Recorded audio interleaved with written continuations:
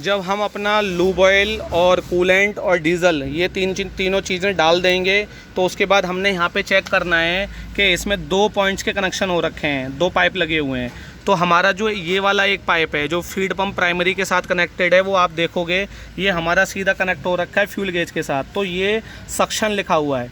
तो ये जो फीड पंप के थ्रू जो पाइप अटैच हो रहा है ये सक्शन से होगा, और जो ये पंप से यहाँ जा रहा है ये हमारा रिटर्न है, तो ये रिटर्न भी यहाँ पे लिखा हुआ है रिटर्न, तो इसके साथ कनेक्टेड होना चाहिए। और ये दोनों पाइप फुली कनेक्टेड होने चाहिए, इसमें बिल्कुल भी गैप नहीं होना चाहिए। चलाने से पहले ये हमने चेक करना है। और जो इसका लेवल है, ये जब आप डीजल डालोगे तो जितना डीजल डालोगे उसके रेशियो में ये अपना भी इंक्रीज़ हो जाएगा, तो आपको फ्यूल परसेंटेज भी यहाँ पर शो हो जाएगा। ये चीज़ें आपने चेक करने के बाद फिर बैटरी के हम कनेक्शन दिखाते हैं। आपने बैटरी के कनेक्शन किस तरीके से, ये हमारी बैटरी लीड है जो हमारी सेल्फ के साथ डायरेक्टली कनेक्टेड है। तो ये 2 लीड के पॉइंट्स हैं, तो जो ये पॉइंट्स हैं इसमें हमारा 12 नंबर का स्पैनर लगेगा, ये जो हमारे हैं। तो 12 नंबर के स्पैनर के साथ हमने इनको टाइट करना है। ये देखो बैटरी का पॉजिटिव है और ये बैटरी का नेगेटिव है, तो ये दोनों कैप लग के आएंगे आपके पास प्लास्टिक के, तो ये कैप हमने हटा देने हैं दोनों। और इस तरीके से बैटरी पॉजिटिव के साथ हमने कनेक्ट करना है और बैटरी नेगेटिव को बैटरी नेगेटिव के साथ कनेक्ट करना है। जब ये दोनों हम फुली टाइट कर देंगे दोनों पॉइंट्स के कनेक्शन, ये इसमें हमने 12 नंबर का स्पिनर लगा के दोनों को अच्छे से टाइट कर देना है फुली। उसको टाइट करने के बाद एक हमारे को ऐसा एग्जॉस्ट पे लगाने के लिए टेल पाइप मिलेगा जिसमें 4 होल होंगे। तो 4 होल जब होंगे तो इसको हमने कनेक्ट करना है साइलेंसर के एग्जॉस्ट से। ये हमारा साइलेंसर का एग्जॉस्ट है जिस पे कि पैकिंग हो रखी होगी, जिससे कि वाटर का जो ड्रॉप्स हैं वो अंदर ना जाए या कोई भी चीज़ के अंदर ना जाए, इसको कवरिंग करके भेजा जाता है।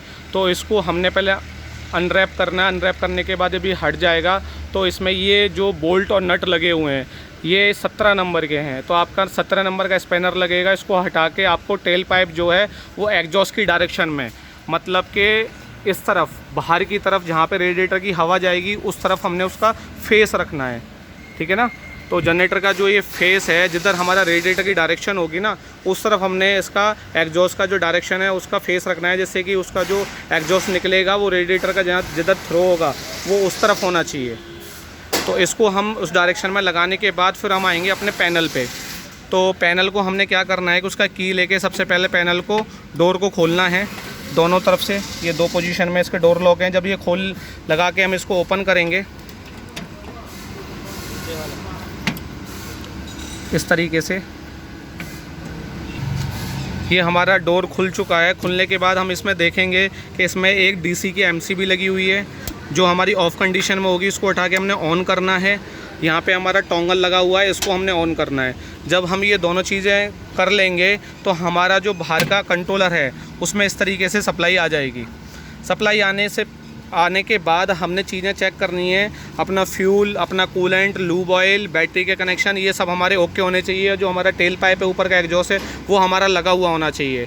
अगर आपने अपना लोड कनेक्शन करना है तो ये हमारी एमसीबी इस तरीके की लगी हुई होगी और यहाँ पे आपके लोड के पॉइंट्स लगेंगे। ये हमारे 3 फेस के वायर हैं, red, yellow, blue, RYB 3 wire आपके 3 फेस के यहाँ लगेंगे। और आपका जो ये न्यूट्रल है ब्लैक जो है इसमें ये लगेगा। आपको यहाँ पे 3 फेस की सप्लाई देनी है। अगर आपका सिंगल फेस है तो आप रेड में न्यूट्रल के साथ कनेक्ट कर सकते हो, ब्लू को न्यूट्रल के साथ कनेक्ट कर सकते हो, येलो को न्यूट्रल के साथ कनेक्ट कर सकते हो अगर आपको सिंगल फेज चलाना है।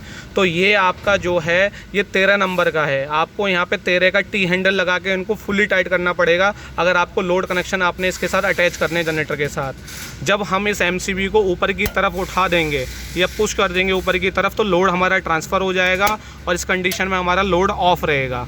तो ये चीज़ें हमने चेक करनी है जनरेटर को चलाने से पहले।